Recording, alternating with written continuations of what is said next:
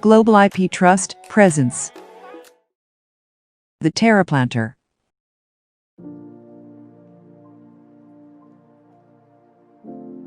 This is the Terraplanter, an inside-out hydroponic planter that brings outdoor gardening into your living space.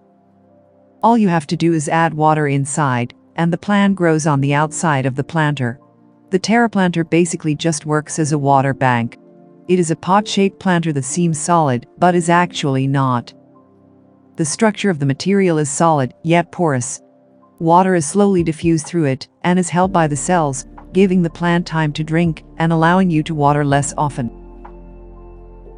This design gives the roots of the plant constant access to water and air. It also doesn't need any amount of dirt to grow the plant.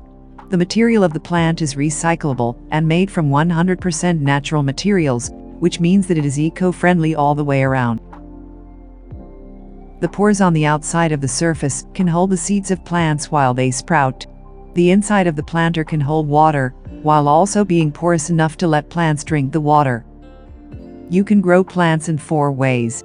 You can rub spores onto the surface, wrap a climbing plant around, use rubber bands to mount plant roots, or you can cover it with seeds of your choice.